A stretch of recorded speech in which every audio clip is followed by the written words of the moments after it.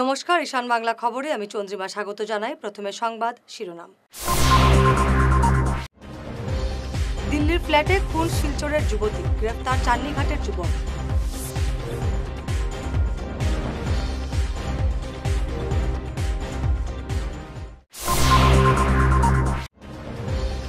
কাটাখালে 9 কোটির ইয়াবা সহ আটক এক।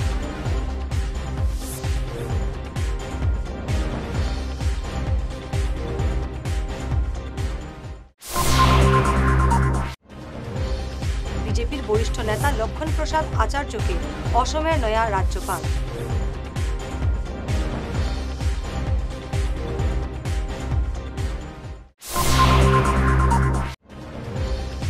চিত্র সাংবাদিক মলিন শর্মার মৃত্যু রহস্য উদ্ঘাটনে হিট অ্যান্ড রান মামলার সিদ্ধান্ত শিলচর প্রেস ক্লাব।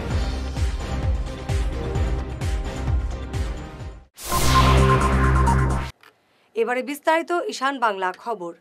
প্রেমজনিত কারণে দিল্লির ফ্ল্যাটে খুন হলেন শিলচরের যুবতী স্নেহা নাথ চৌধুরী। অভিযুক্ত যুবক রাজ কর্মকারের বাড়িও কাছাড়ের চান্নিঘাটে। স্নেহা দিল্লির একটি জিম সেন্টারে প্রশিক্ষকের কাজ করতেন।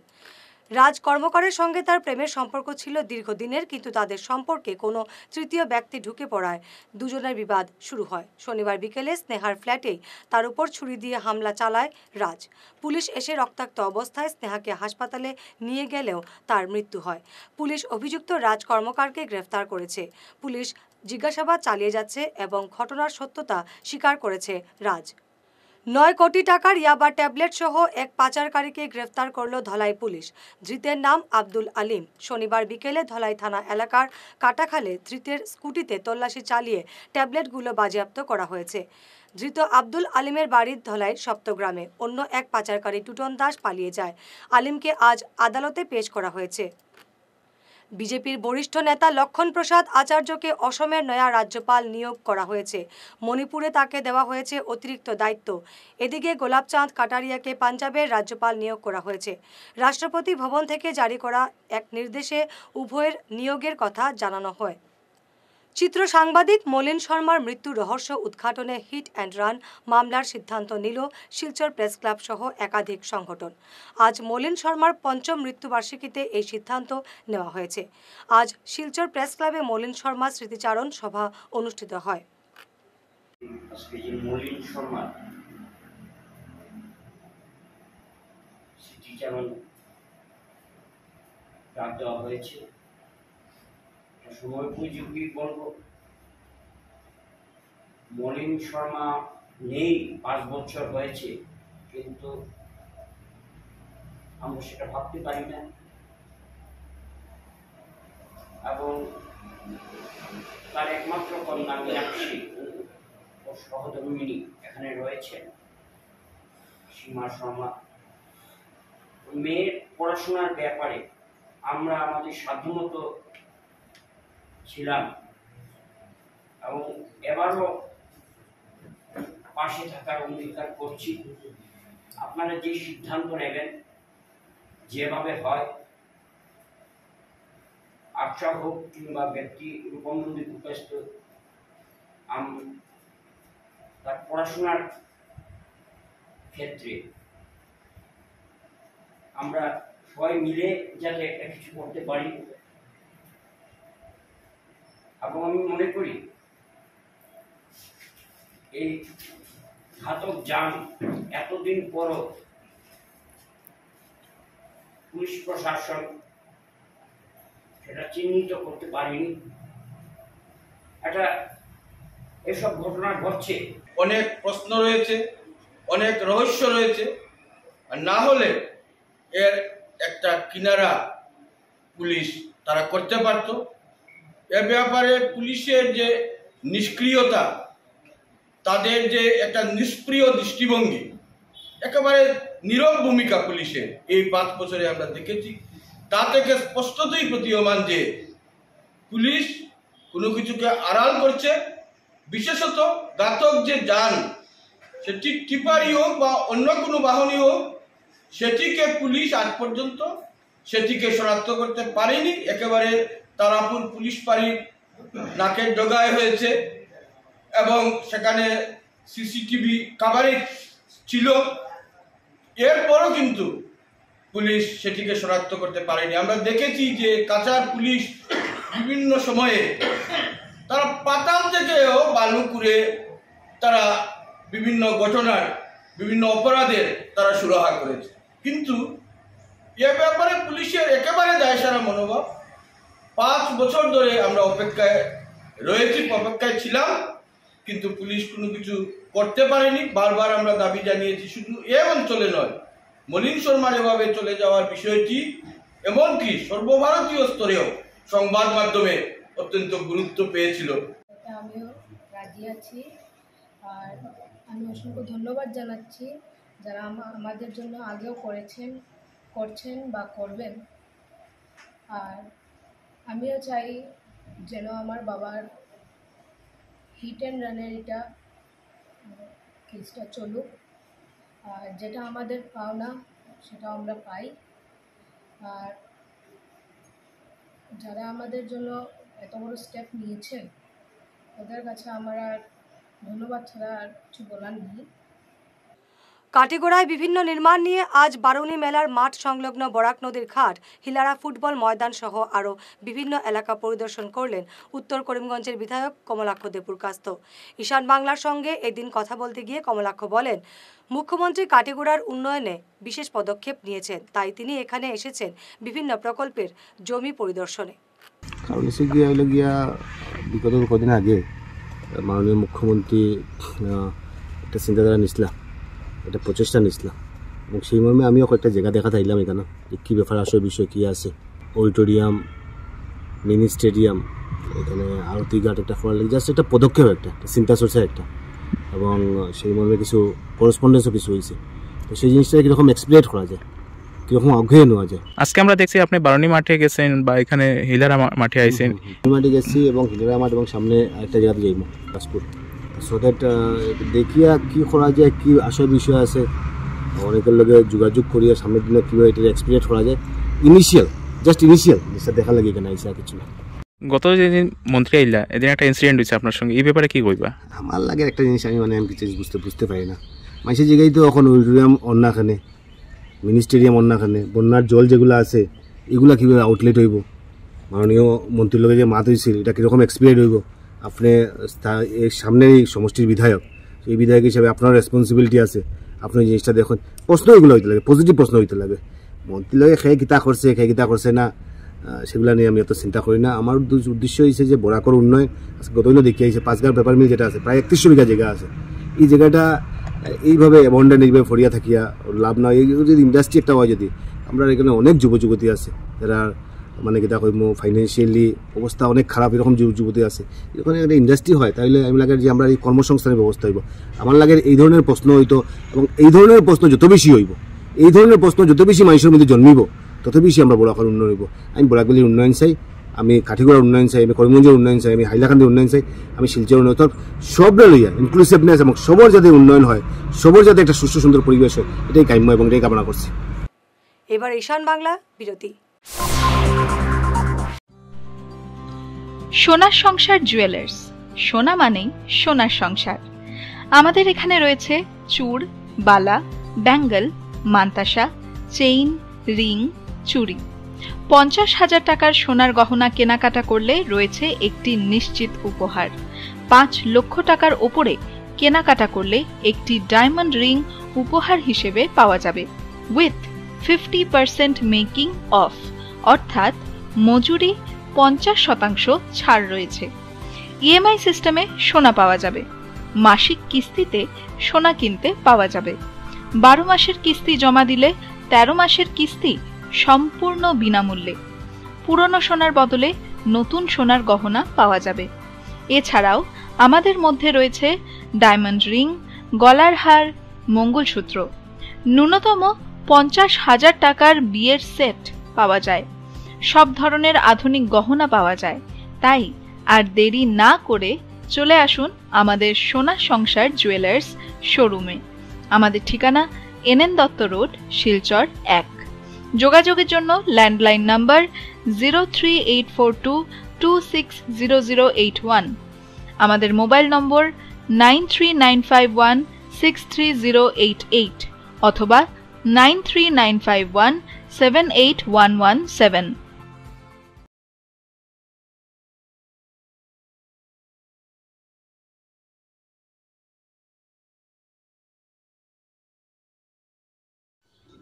এনার্জি হিলিং সেন্টারে আসুন। এখানে steam bath, neuro massage, immersion bath, acupressure, digital magnetotherapy, infrared, spiral, rolling, neuro massage, acupressure, acupuncture, Shirodhara, yoga, physiotherapy এবং কাইরোপ্র্যাকটিক বোন সেটিং এর দ্বারা জয়েন্ট পেইন, মেরুদণ্ডের পীড়া, নার্ভের রোগ, কিডনির রোগ, সাইটিকা, স্পন্ডিলাইটিস, কোমরের ব্যথা, প্যারালাইসিস, ব্লাড প্রেশার, ডায়াবেটিস, স্ত্রীরোগ, পুরুষত্বহীন, অনিদ্রা, পেটের রোগ ইত্যাদির চিকিৎসা করা হয়। এছাড়া যে কোনো ব্যক্তি প্রাকৃতিক চিকিৎসার মাধ্যমে শরীরে দীর্ঘদিনের জমিয়ে থাকা টক্সিনগুলোকে বের করার জন্য স্টিম বাথ নিতে পারেন। যোগাযোগ করুন energy healing centre, Rangpur part 2, Lakshmipur road, city chamber, first floor, Ismail market, central road, Silchar 1। Mobile number 9395732456, 9435070286 এবং 03842223183। অগ্রিম বুকিং প্রয়োজন।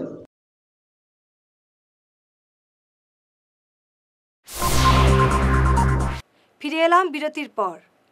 বরাকের নতুন দিগন্ত এবং পশ্চিমবঙ্গ লেখকদের সংগঠন রাইটার্স ওয়ার্ল্ডের যৌথ প্রয়াসে শিলচরে চলছে নানা কর্মসূচি। আজ দ্বিতীয় দিনে ছিল বই উন্মোচন এবং আলোচনা সভা। এতে বক্তব্য রাখেন কবি, লেখক তথা প্রকাশক এবং সম্পাদক মিতা দাসপুরকাস্থ, আসাম বিশ্ববিদ্যালয়ের প্রাক্তন উপাচার্য ডক্টর তপোধীর ভট্টাচার্য সহ অন্যান্যরা। আমরা এখানে এক ধরনের আক্রমণে আছি। আমার পশ্চিমবঙ্গ থেকে যারা এসছেন তারাও কি আক্রমণের বাইরে আছেন? আমি বেশ কিছু খারাপ কথা আমার এই বইতে লিখেছি, যেটা আমি বেশ কয়েক বছর ধরে, ওই লেখাপড়া তো ওইসব বিশ্বদূষদের জন্যে, আমার জন্য নয়। তাই আমি মাঝে মাঝে রাস্তায় দাঁড়িয়ে আক্ষরিক অর্থেই এনআরসি, সিএএ এইগুলো নিয়ে আমি কথা বলি। এইখানে কলকাতায় আরও নানা জায়গায়, দিল্লিতেও। জিজ্ঞাসা নিয়ে, জিজ্ঞাসা নিয়ে, বিস্ময় নিয়ে, মুমূর্ষ নিয়ে কিছু একটা লিখে নে। মা তো আমরা সারা জীবনে মাকেই সবচেয়ে বেশি বাজে কথা বলেছি, রাগ দেখিয়েছি, কারণ জানি একটু পরে মা ভুলে যাবে। আমাদের মাতৃভাষাও তাই, মায়ের ভাষা। আর বাংলা তো বানিয়ে লিখে নেব। ইংরাজির 5টা মাস্টারমশাই আছে, ইকোনমিক্সের আছেন, ম্যাথসের 2-3 জন। বলে বাংলা কার কাছে পড়ে? বলে বাংলা নিজেই পড়ি, মা পড়ায়, বাবাও পড়ায়, কাকুও সে মাঝে মাঝে দেখিয়ে দেয়। পাড়ার মেসোমাসি একজন আসেন, সবাই মিলে আমরা বাংলা পড়াই। এই জায়গায় তো আছি এখন। 1000 বছর অতিক্রান্ত হলে কি হলো? সেই জায়গায় দাঁড়িয়ে ওই যে ভাষা নিয়ে ভাষা লিখেছিলাম, তাতে লিখেছিলাম এরকম যে ইদানিং কালের তরুণ, যারা বারবার স্বপনবাবু বলেছেন, প্রথম যৌবনে যারা টকবক করছে তাদের মুখ দিয়ে কি বেরোয়। আমার ছোট কন্যা মাঝে মাঝে প্রমা বলে ভীষণ বিয়ার্ড লাগছে। তো বিয়ার্ডের যে অর্থটা জানতাম, প্রমার কাছে দেখলাম অর্থটা উল্টে গেছে। আনম বিয়ার্ড মানে কি রে বাবা? বলে বিয়ার্ড জানো না? তুই কি বলো? তুই যত্রতত্র বিয়ার্ড বলিস, ভাল লাগছে না। স্যারটাকেও বিয়ার্ড, অমুক বান্ধবী কি বললো বিয়ার্ড। বা ব্যাকরণের শুদ্ধতা বাদ দিয়ে সে লেখা ছাপা হতে পারে। সুতরাং এই সংকটের ভেতরে আমরা আছি। এটা দিন দিন বাড়বে বলেই আমার মনে হয়। কেননা বাংলা ভাষা চর্চা করে না কিন্তু তা নয়। আমি বাংলা ভাষার চর্চা হচ্ছে না সেটা বলবো না। বাংলা এখন প্রচুর ছেলে মেয়ে পড়ে। আমি জানি না, স্যার নিশ্চয়ই জানেন যে বাংলা প্রচুর ছেলে মেয়ে পড়ে। এমনকি বিজ্ঞানের যে সমস্ত সাবজেক্টগুলো এখন যে সংকট দেখা দিয়েছে, ফিজিক্সে ছাত্র হয় না, ইকোনমিক্সে আমি কলেজে জানি 1-8টা করে অ্যাপ্লিকেশন নেই, সেখানে বাংলার সিট ভর্তি হয়ে যায়, বা বাংলা অনেকটাই ডিম্যান্ড আছে। কিন্তু যে ভাষা সংকটের কথা বলছি, এর সঙ্গে ভাষা সন্ত্রাসও জড়িয়ে আছে। গত শুক্রবার রাতে উদ্ধারবন্দে একই রাতে 4টি বাড়িতে দুষ্কৃতী হানার ঘটনায় এখনও কাউকে গ্রেফতার করতে পারেনি পুলিশ। এমন দুঃসাহসিক চুরির ঘটনায় এলাকায় আতঙ্ক দেখা দিয়েছে। উদ্ধারবন্দ গার্লস স্কুল রোডে একই রাতে জয়দীপ পাল, স্মৃতিদেব, রুদ্রাশিস কর এবং রীতারানী দের বাড়িতে তাণ্ডব চালায় চোরের দল। 2:10 যখন বাজছে তখন আমি একটা আওয়াজ পেয়েছি। আওয়াজটা কোন দিক থেকে আইছে আমি ঠিক ধরতে পারছি না। তারপরে 2:23 যখন বাজে তখন আমি উঠে গেছি। উঠিয়া আমি একটা টর্চ চালাইয়া বাইরে দিকটা দেখছি আর কি। তালা খুলছি না, তালা না খুলিয়া আমি গ্রিলের ভিতরে দেখিয়া টর্চ চালাইয়া সব দেখছি।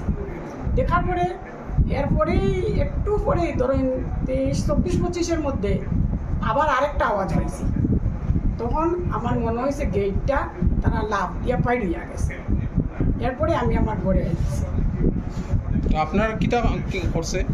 আমার এমনি কিছু করছে না, গ্রিলটা ভাঙছে। মানে ঢুকতে চাইছে? ঢুকতে চেষ্টা করছে কিন্তু ঢুকতে পারছে না। আপনারা কিটা উঠে গেছেন সব? আমি উঠে গেছি। আচ্ছা আচ্ছা। তারা উঠছে না। আমার ছেলেটা কইছে তখন তার একটা তিতা তিতা কিরকম একটা লাগে আর একটা গন্ধ স্মেল মার আর কি। তখন আমি কইছি সেন্টের বোধহয় গন্ধ। কইছে না ঘুমা, আমার একটু ঘুমের নেশা করছে আর একটু স্মেলটা কিরকম একটা তিতা তিতা লাগছে। আচ্ছা আচ্ছা। এরপরে ঘুমাই গেছে, আমি আমার বিছানা গেছি, আমার আর ঘুম ধরছে না। Doctor B R. Ambedkar Sebashree award পেলেন সোনাবাড়ীঘাট জিপির প্রাক্তন সভানেত্রী স্বামী শামসুল ইসলাম বড়ভূঁইয়া। ভারতীয় দলিত সাহিত্য একাডেমির পক্ষ থেকে এই পুরস্কার প্রদান করা হয় তাকে। রবিবার এক অনুষ্ঠানের মাধ্যমে তার হাতে এই পুরস্কার তুলে দেওয়া হয়। এবং আমি যে গত ডিসেম্বর মাসে আমি দিল্লি থেকে এটা রিসিভ করার কথা ছিল, কিন্তু আমি অনিবার্য কারণে যেতে পারি নাই। তাই আজকে আমাকে এই মাল্টিপারপাস হলে সোনাই ক্লাবের মারফতে আমাকে এখানে দেওয়া হচ্ছে। তাই আমি অত্যন্ত খুশি এবং গর্বিত, এবং আমি বেশি গর্বিত আমার মা বাবার জন্য। আমি যে একজন সঠিক বাবার সন্তান হিসাবে আজকে আমি মধ্যবিত্ত ফ্যামিলি থেকে আজকে দনহারি গ্রাম থেকে গিয়ে আজকে দিল্লি থেকে ন্যাশনাল অ্যাওয়ার্ড রিসিভ করতে পারছি। সেই জন্য আমি আমার পক্ষ থেকে আমার মা বাবাকে সর্বপ্রথম ধন্যবাদ জ্ঞাপন করছি। তার সঙ্গে আমার সহধর্মীকে আমি ধন্যবাদ জ্ঞাপন করছি। উনি সবসময় আমার রাজনৈতিকভাবে এবং আমার সব দিক দিয়ে আমাকে সাহায্য এবং সহযোগিতা করেছেন, এবং বর্তমানে উনি যেভাবে কষ্ট করে দিন রাত ব্যাপী আমার সঙ্গে কাজ করে যাচ্ছেন, তার জন্য আমার সহধর্মীকে আমি ধন্যবাদ জ্ঞাপন করছি। তার সঙ্গে আমি আমার বন্ধুবান্ধব যারা সবসময় আমাকে সহযোগিতা করেন এবং আমার গ্রামের মানুষকে এবং আমার জিপির মানুষকে আমি আন্তরিক অভিনন্দন জ্ঞাপন করি। আমি গত 10 বছর থেকে আমি সোশিয়াল কাজ করি এবং একটা রাইটিও ফাউন্ডেশন নামে যেটা জেনারেল সেক্রেটারি হিসাবে আমি কাজ করছি, এবং বিগত যে 2022-এ ভয়াবহ বন্যা ছিল, সেই বন্যার সময় খালসা এইটের দ্বারা আমি 15 লক্ষ টাকার ত্রাণ সামগ্রী আমি সোনাই সমষ্টিতে এবং সোনাবাড়ীঘাট জিপিতে বন্টন করেছি, এবং আমার পার্সোনাল আমার এনজিও থেকে আমি আরও 500 লক্ষ টাকার ত্রাণ দিয়েছি এবং 55,000 লিটার জল আমি বিতরণ করেছি। তাছাড়া আমি মাস্ক বিতরণ করেছি। আরও বিভিন্ন যখন করোনা মহামারী ছিল সেই সময় বিভিন্ন সমাজসেবী কাজে আমি ব্যস্ত ছিলাম।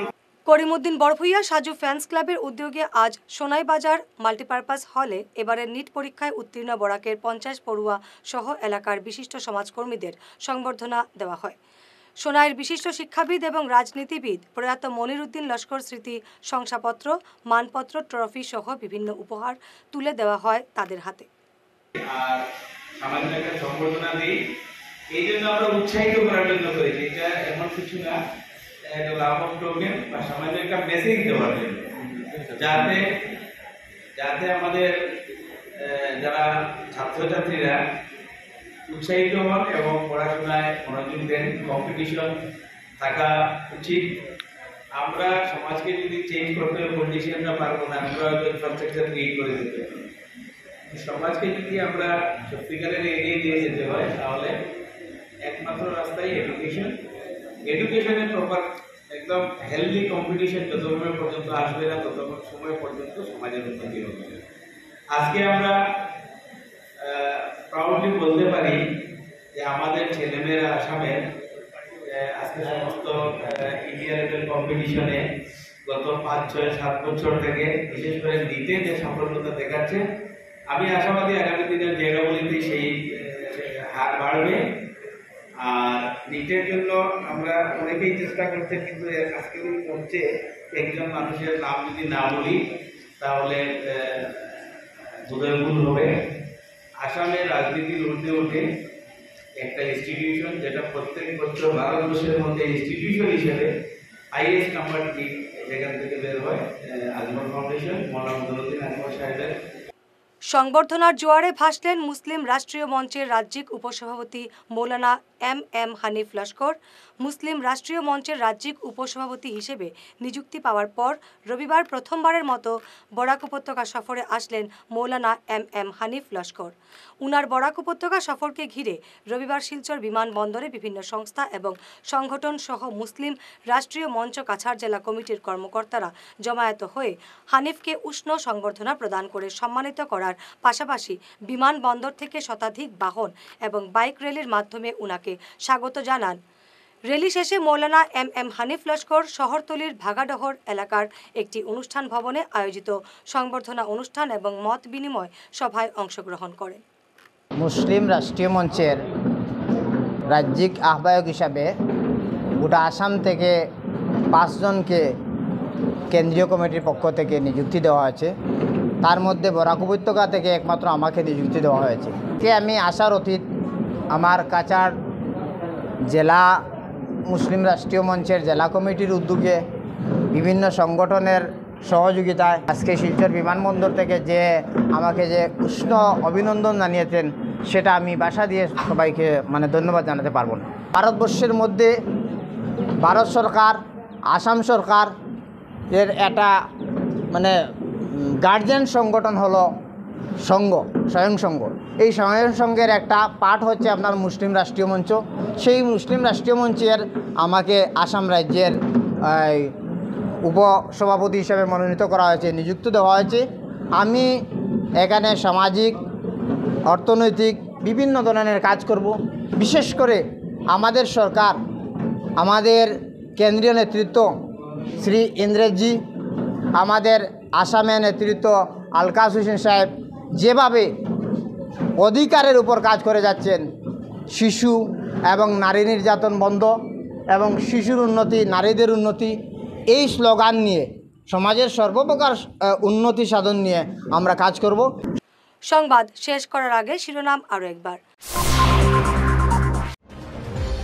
দিল্লির ফ্ল্যাটে খুন শিলচরের যুবতী, গ্রেফতার চান্নিঘাটের যুবক।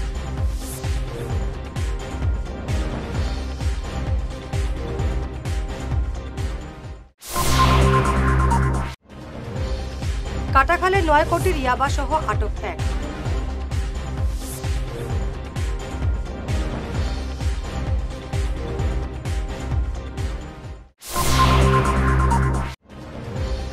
বিজেপির বরিষ্ঠ নেতা লক্ষণ প্রসাদ আচার্যকে অসমের নয়া রাজ্যপাল।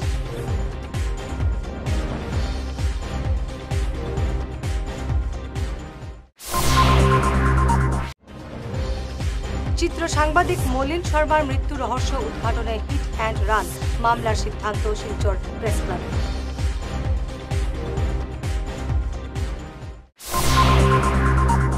আজকের মতো ঈশান বাংলা খবর এ পর্যন্তই। নমস্কার।